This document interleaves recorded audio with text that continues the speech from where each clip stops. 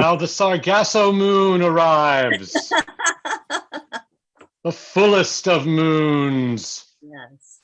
Felicitations of the preborn to you, Bushwickersome Society, for the chastisement of ignorance.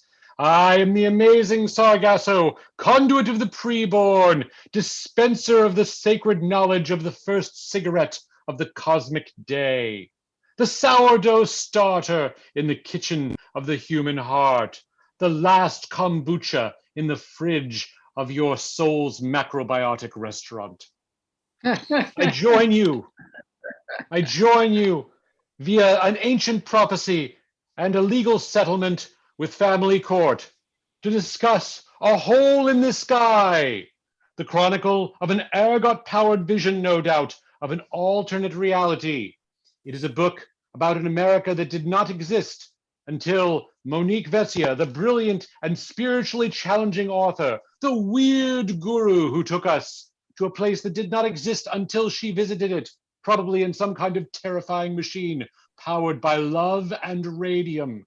It raises questions about what we might have been, about what we might still become, and about what gets Mike Pence off. Let's break it down. Welcome, Monique Vescia, to Sargasso's Interrogation Zone. Oh my. Glad to be here, Sargasso. We're glad to read this terrifying account. Please tell us, this clearly non-fictional story of the events in an alternate time bucket is obviously the result of a techno-galvanic breakthrough you have managed to engineer. How did you acquire the necessary supply of anti-phlogiston? Well, I think what you're asking is how I came up with the idea for this book. So we'll go with that. I will answer that. I am I've always written nonfiction, and I never felt the need for fiction until the last 4 years. And I suddenly felt very certain that we were looking at another term of Trump in office. And I was just, just in fury and anguish every day. And I just felt like I needed to save myself somehow by creating an alternate world that sort of inoculated me to that possibility, but also at the same time, like enabled me to control it and to deal out some justice at the same time. So the idea came from that. How many people did you kill in the writing of this book? Oh, it is soaked with the blood of your enemies, is it not? It is soaked. Too many to detail now. It would, but yes, enough and not enough. Was this a story you whispered to yourself in the terrible bright blankness of 2 p.m. in a Panera Bread? Or a threnody of pain you caught on the pale wind that rises in the sleepless hour before dawn? Or was it an epic enacted with disfigured Playmobil in the bedroom of your mind? Oh, those are such good choices. I have to go with number 2. As a chronic insomniac, I think I wrote the majority of this book while I was thrashing around in the sheets at 4 a.m. And so I put that time. That's heart healthy, Yes, yes. So that's where I dreamt most of it up. Please describe the moment when the chemicals in your skull produced the neurological signals that gave rise to the character of Least Kardashian. Yes, Least. Well, I have to say, I have never seen one episode of Keeping Up with the Kardashians, but I'm certainly been very interested in the phenomenon of the Kardashians. And I thought about, what it would be like to grow up in the shadow of this family and to be sort of a minor Kardashian. So I started, a character with that in mind. And then I also started thinking about her name as a joke. And this tied in for me with Trump's candidacy. And, when this started on The Simpsons, it was just a joke that became a horrible reality. And so I sort of thought about her as being similar, like her name's a joke at the beginning, but then she takes on sort of a real presence and becomes a character in her own, substantial character in her own way. So. And yet, surely this would have turned a saner person against humor entirely. But you persist in making jape after jape on the pages of this book. I'm curious to know what the influences of your weird sense of humor are. Oh, that's a hard question. I mean, just reality, just reading the news and, scratching my head and screaming about the absurdity of it all. You don't really have a lot of that stuff that's in this book was just real. Everything that could be real was real. And I think my humor comes from real life more than. Are you being sued by any of the people who appear in your book? Not yet, but that would drive sales. So I welcome that. Sound philosophy. It is not lost on your interrogator that this world you have glimpsed contains a region with the delightful name of Sargassa. Please explain to our viewers the nature of this important and vital region of the story and its mighty goddess. Yes, you do share a name with the land that I created. And I've always been very interested in these garbage patches. And the one that's well known is the one in the Pacific, but there is also a very large one in the Atlantic that's in the Sargasso Sea. So, and that's a place in the ocean where there's these big mats of yellow weeds. And so I thought, well, I have to name my land of women in charge after these mats of weeds. So I would say you took your name as well from the mats of weeds.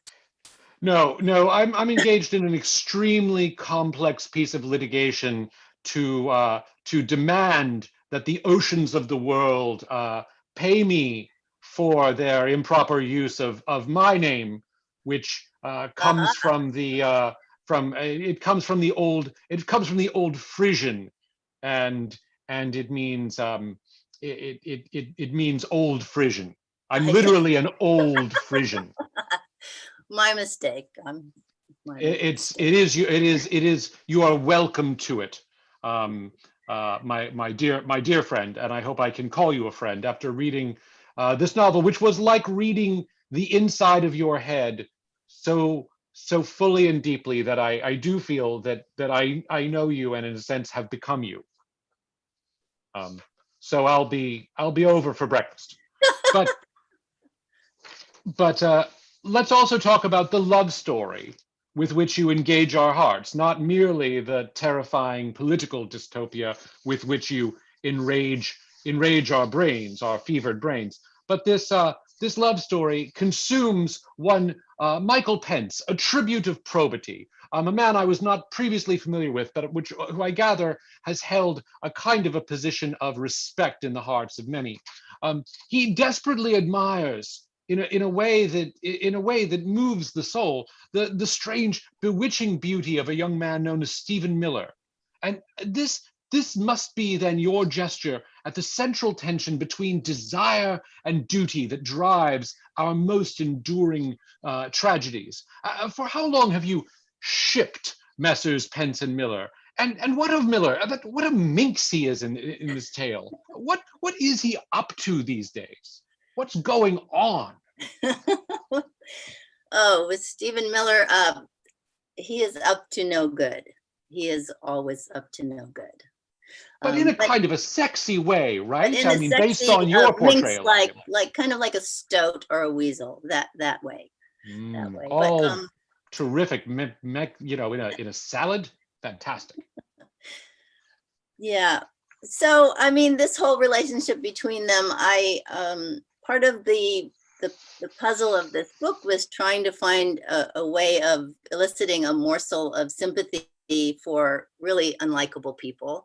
And so I thought, like, well, what's a universal experience that all of us have endured? And I would say, an unrequited lust or love is something that's a fairly universal experience. And unless you're Ashton Yes. Kutcher or Getting something. But the most of us know what that's like. So I felt like it humanized him in a way, and who among us hasn't it's gotten the accounted for horn that. on for a kind of a wannabe Goebbels? So I get that. Yes, right, exactly. Yeah. So it accounted for that haunted look he always has on his face. And I thought, like, what would torment him the most? And of course it would be, being in love with a man. And what a man. And what a man, and what a man. So there is throughout your novel the unmistakable haunting presence of one of humanity's most beloved story archetypes, the zombie apocalypse. How much do you think about the shudderingly sublime vision of a zombie assault as a kind of metaphor for life in these United States, to coin a phrase? Well, there is not one single zombie, even little ones, in the pages of this book. So I mean sort of the sense of that kind of vision of a dark tomorrow end where times, these and sort of forces I that see. we've unleashed to speak as clearly as Sargasso can speak, the forces that our bad actions have unleashed, sort of driving us in this mindless way. It felt zombie-like, if in fact there were no zombies I there. see. Yes, yes. Well, there are, yes. If you see a sort of a broader interpretation of that term, yes, there, and I feel like those forces are still very much with us, particularly so now. They have, um, I, Biden getting into office didn't get rid of our problems. It just sort of pushed them to the side where they're gathering strength. So, and January 6th, of course, was a great illustration of the zombie apocalypse. So um, I wouldn't say I'm not the most hopeful person, but I'm feeling a little better these days than I had been when I wrote the book. A Let's little talk more about encouraged. your creative process then.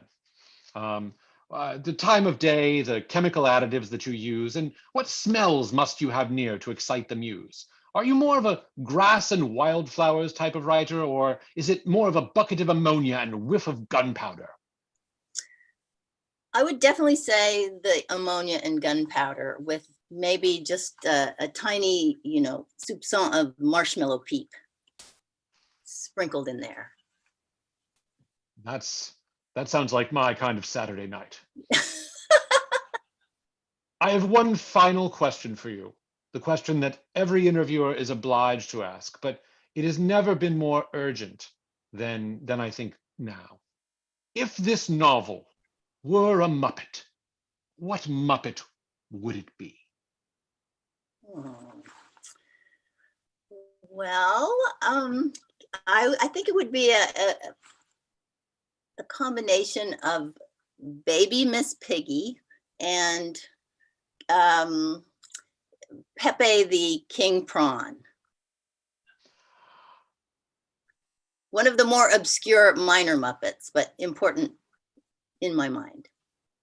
Let me say that you represent the beauty in your soul of Dr. Teeth, the genius of Dr. Bunsen Honeydew, and the ineffable lovability of Kermit himself.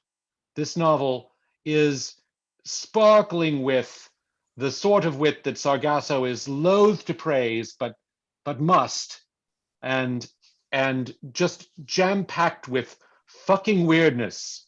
So hats off to you, Monique Vescia. Thank you, Sargasso. This concludes the interrogation.